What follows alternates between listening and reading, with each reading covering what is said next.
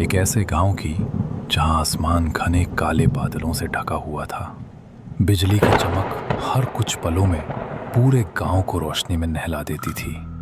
तेज हवाएं पुराने पेड़ों की डालियों को तोड़ने में लगी हुई थी। अंदर मदन लाल, उसकी पत्नी ललिता कुमारी और उनकी 11 साल की बेटी अंजलि पुराने घर में बैठे थे। ये तूफान तो थमने का नाम ही नहीं ले रहा। खिड़कियां लगातार हिल रही हैं, घर की दीवारें कांप रही हैं। मुझे बहुत डर लग रहा है, कहीं ये घर गिर न जाए। हाँ, मैं भी यही सोच रहा हूँ। हवा की ताकत बढ़ती जा रही है। शायद हमें बाहर जाकर हालात देख लेने चाहिए। अगर सच में घर गिरा तो अंदर रहना जानलेवा हो सकता है। माँ, ये कैसी आवाजें आ रही है? दीवार क्यों हिल रही है?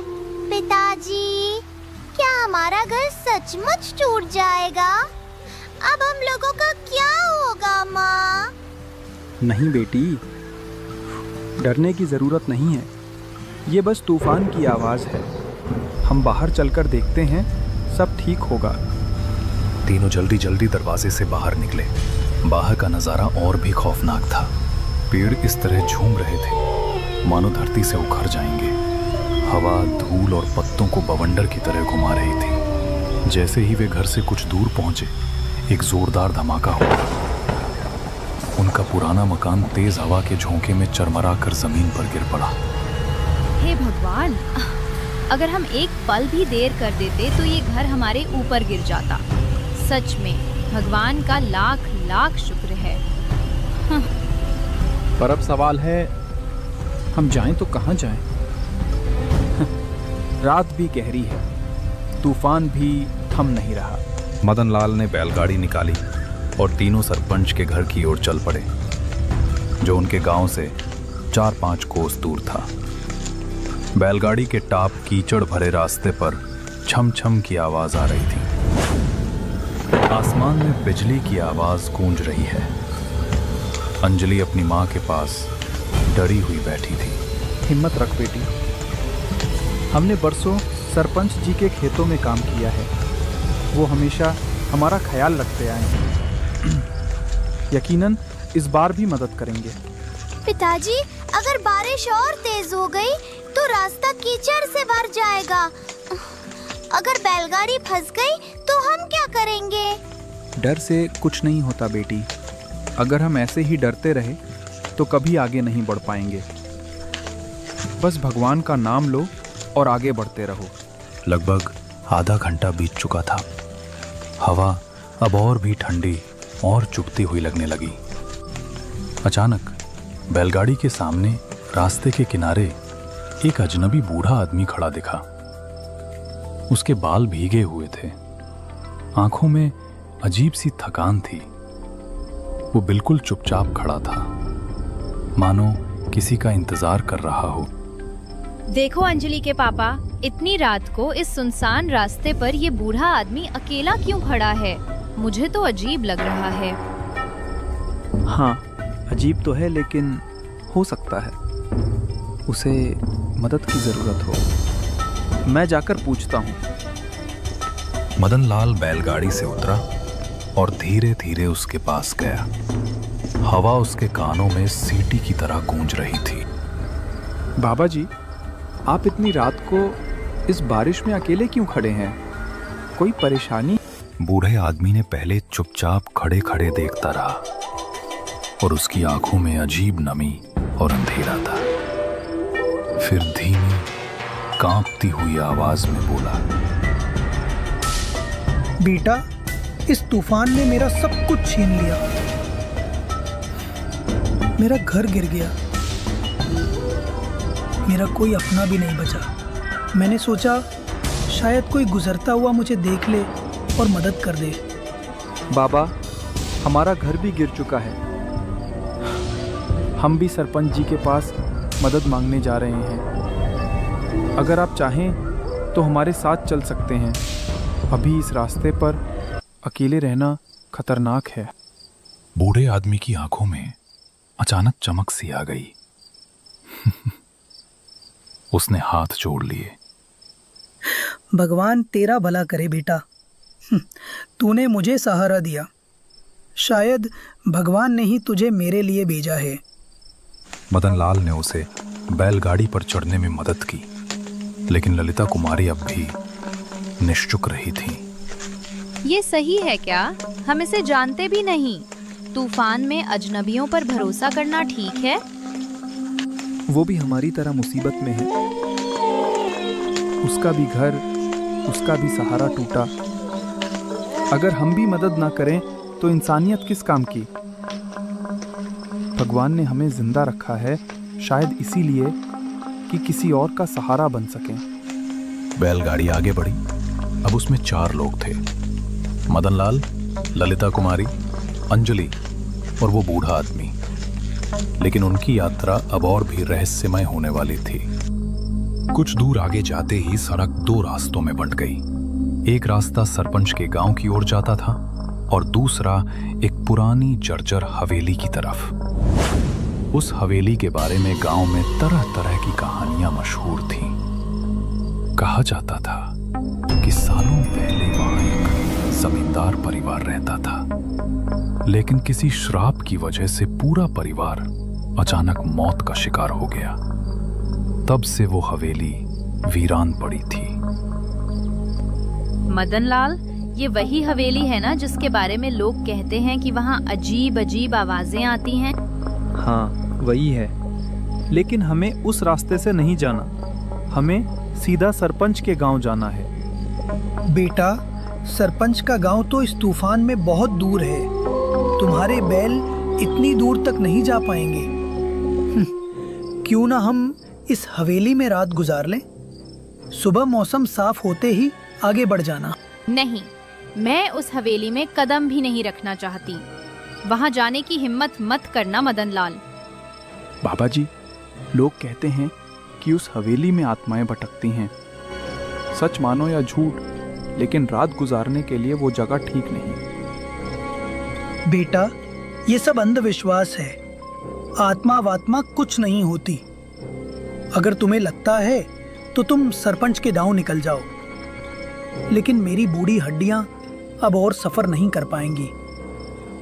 मैं तो यहीं हवेली में रुक जाऊंगा। ललिता, अगर इसे अकेला छोड़ देंगे तो ये यहीं मर जाएगा। तू ही बता, क्या करूं? ये सुनकर मदनलाल गहरी सोच में पड़ गया। वो बूढ़े आदमी को अकेला छोड़ना भी नहीं चाहता था और हवेली में जाना भी खतरनाक लग रहा था। मदनलाल, मुझे अच्छा नहीं लग रहा, पर अगर तू कह रहा है तो चलो देखते हैं। बैलगाड़ी हवेली के गेट पर पहुंची। लोहे का भारी गेट आधा टूटा हुआ था, हवा में हिल रहा था। पिताजी, दरवाजा अपने आप क्यों खुल दिया? शायद हवा के दबाव से खुला होगा। वे अंदर पहुंचे। हवेली के बड़े हॉल में टूटी फूटी कुर्सियां और जाले लगे झूमर लटके हुए थे। दीवारों पर पुराने चित्र टंगे थे, जिनकी आंखें अंधेरे में चमकती सी लग रही थी। हे भगवान, ये जगह तो मुझे बिल्कुल भी अच्छी नहीं लग रही। लगता है जैसे कोई हमें घूर रहा हो। चुप रहो, अंजलि को और मत डराओ। बस ये रात निकालनी है, सुबह होते ही निकल जाएंगे। बूढ़ा आदमी सबसे आगे बढ़ा। वो हवेली के कोनों को ऐसे देख रहा था जैसे वो इस जगह को पहले से जानता हो। माँ, ये बूढ़े दादाजी इतने ध्यान से इस हवेली को क्यों देख रहे हैं? पता नहीं बेटी, पर मुझे भी उनमें कुछ अजीब लग रहा है, जैसे ये बूढ़ा आदमी कोई बात छुपा रहा हो। रात गहराती जा रही थी। चारों लोग हवेली के एक पुराने कमरे में बैठ गए। मदनलाल ने बैग से लकड़ियां निकालकर आग जलाई ताकि कमरे में थोड़ी रोशनी और गर्मी बनी रहे। जैसे ही टिमटिमाती लौ ने अंधेरा चीरकर दीवारों को छुआ, सामने एक धुंधली सी पेंटिंग उभर आई। उस पेंटिंग में जमींदार और उसका परिवार नजर आ रहा था, लेकिन सबसे अजीब बात यह थी कि पेंटिंग में बने एक पुरुष का चेहरा हूबहू उसी बूढ़े आदमी से मिलता जुलता था जो अभी उनके साथ बैठा था। अरे, तुम तुम कौन हो? हमें यहाँ से जाने दो, हमने तुम्हारा कुछ नहीं बिगाड़ा। बूढ़ा आदमी खड़ा हो गया। उसके चेहरे की थकान अचानक एक भयंकर क्रोध में बदल गई। उसकी आंखें लाल हो गईं। मैंने कहा था ना, तूफान ने मेरा सब कुछ छीन लिया। दरअसल तूफान मुझे तुम्हारे पास लाया ताकि मैं तुम्हें इस हवेली में ले आऊं। अब तुम यहाँ से जिंदा नहीं जा सकोगे। कमरे की आग अचानक बुझ गई। पूरा कमरा अंधेरे में डूब गया। चारों तरफ से अजीब आवाजें आने लगीं, जैसे कोई दीवारों से खुरच रहा हो, जैसे कोई अदृश्य परछाई पास आ रही हो। अरे ये सब क्या हो रहा है? ये आदमी कौन है? हमें यहाँ से ले चलो। मैं भी नहीं जानता, पर ये आदमी अब इंसान नहीं, ये कोई और ही चीज है। माँ, मुझे बहुत डर लग रहा है। पिताजी, हम यहाँ से भाग चले। जैसे ही अंजलि ने इतना बोला, तीनों लोग तेजी से दरवाजे की ओर भागने लगे। तभी पीछे से वो आत्मा ठंडी, दिल दहला देने वाली हंसी हंसते हुए बोली, भागकर कहाँ जाओगे? ये हवेली छोड़कर जाना तुम्हारे लिए इतना आसान नहीं होगा। भागो, जितना भाग सकते हो भागो, लेकिन याद रखना, इस हवेली की दीवारें तुम्हें कहीं से भी ढूंढ लेंगी। लगता है वो आत्मा अब बहुत पीछे छूट गई है। भगवान का लाख लाख शुक्र है कि हम किसी तरह वहां से निकल आए। हाँ, तुम सही कह रही हो। पता नहीं आज हमारे साथ क्या हो जाता। लंबी और कठिनाइयों के बाद आखिरकार वे सरपंच के घर पहुंचे। दरवाजे के पास पहुंचकर मदन लाल कांपती आवाज में जोर से चिल्लाया, अरे सरपंच साहब, दरवाजा खोलिए, हमारी मदद कीजिए। अरे सरपंच साहब, दरवाजा खोलिए, हमारी मदद कीजिए। अरे इतनी रात को कौन बाहर चिल्ला रहा होगा? हमें आधी रात को दरवाजा नहीं खोलना चाहिए। अरे तुम ये कैसी बात कर रही हो? अगर कोई मुसीबत है तो हम चुप कैसे बैठ सकते हैं? हमें दरवाजा खोलना ही पड़ेगा। सरपंच दरवाजा खोलकर बाहर निकलता है। बाहर उसे मदन लाल का परिवार खड़ा दिखाई देता है। मदन लाल, इतनी तेज बारिश और आधी रात के इस वक्त तुम यहाँ क्यों आए हो? क्या कोई मुसीबत है? और ये तुम्हारी बेटी तो ठंड से कांप रही है। जाओ बेटी, घर के अंदर चले जाओ, मैं तुम्हारे पापा से बात करता हूँ। अंजलि और ललिता कुमारी सरपंच के घर के अंदर चली जाती हैं। सरपंच साहब, तेज बारिश के कारण हमारा घर गिर गया है। इसी वजह से मैं आपसे मदद मांगने आया हूँ। अरे मैं भला तुम्हारी क्या मदद कर सकता हूँ? मैं भी तो इसी छोटे से घर में रहता हूँ। लेकिन हाँ, तुम्हें एक रास्ता जरूर बता सकता हूँ। सरपंच साहब, वो कौन सा रास्ता है? इस जंगल के बीच में एक हवेली है जो हमारे पूर्वजों की है। तुम चाहो तो वहां जाकर रह सकते हो। अरे हम तो अभी अभी उस हवेली से होकर आ रहे हैं, लेकिन अब हम कभी भी वहां नहीं जाएंगे। चाहे ठंड में कांपते कांपते मर ही क्यों ना जाएं, पर उस हवेली में कदम नहीं रखेंगे। अरे मदन लाल, तुम कहना क्या चाहते हो? साफ साफ बताओ। हम यहाँ आ ही रहे थे कि तभी रास्ते में एक बूढ़ा आदमी मिला। उसने हमें बहला फुसलाकर हवेली तक ले गया, लेकिन वो आदमी इंसान नहीं था, वो एक आत्मा थी। किसी तरह जान बचाकर हम वहाँ से निकल पाए और यहाँ तक पहुँचे हैं। ऐसी बकवास बातें सुन सुनकर गांव वालों ने मुझे हवेली पर कभी नहीं जाने दिया। मैं बड़ा हो गया पर फिर भी कभी हवेली के अंदर नहीं गया। अब और इस छोटे से घर में पड़े रहने का सवाल ही नहीं। आज मैं हवेली जाऊंगा और वहीं रहूंगा। यदि वहां कोई आत्मा है तो एक बार मेरे सामने आकर दिखाए, मैं उसे जिंदा नहीं छोड़ूंगा। सरपंच साहब, आप समझ ही नहीं रहे। इतनी बड़ी हवेली कोई बेवजह छोड़कर नहीं जाता। वहाँ कुछ गड़बड़ जरूर रही होगी। तुम जो कुछ भी कहो, आज मेरा फैसला नहीं बदलेगा। जाओ और गांव के तांत्रिक रमनजीत को बुला कर लाओ। आज जो कुछ भी होगा रमनजीत के साथ मिलकर उसका सामना करूंगा। कुछ ही देर में मदनलाल रमनजीत तांत्रिक को लेकर आ गया। तीनों बैलगाड़ी में बैठ गए और बैलगाड़ी धीरे धीरे जंगल के सुनसान रास्ते पर चढ़ने लगी। सरपंच बेहद गुस्से में था। धीरे धीरे वे हवेली के विशाल लोहे के गेट के पास पहुंच गए।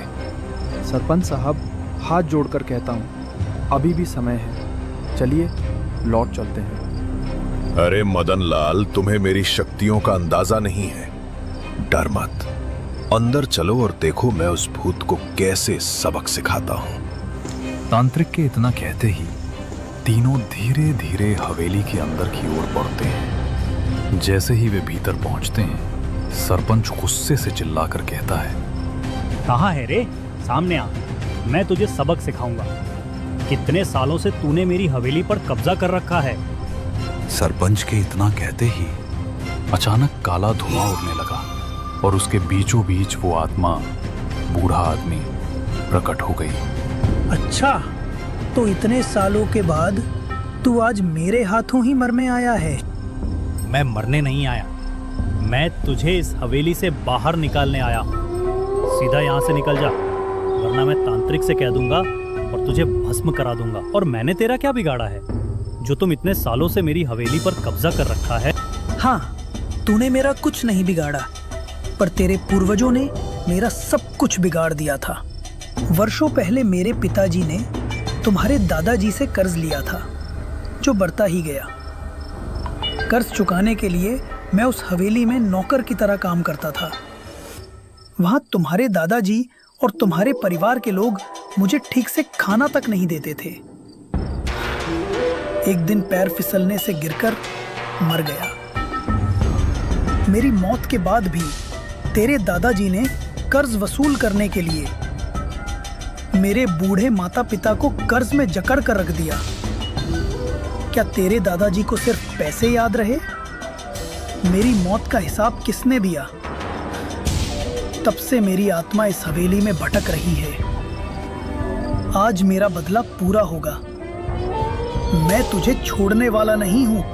इतना कहते ही आत्मा सरपंच की ओर बढ़ने लगी, लेकिन तभी तांत्रिक रमनजीत ने अपना कमाल दिखाया। उन्होंने मंत्र बोलना शुरू किया। मंत्र बोलते ही आत्मा राख बनकर उड़ गई। पल भर में वातावरण कुछ शांत हो गया। रमनजीत, इसे जाने दो। मुझे अब इस हवेली की कोई जरूरत नहीं। इसके साथ बहुत अन्याय हुआ है, इसे मुक्त करो। सरपंच साहब, आप समझ नहीं रहे।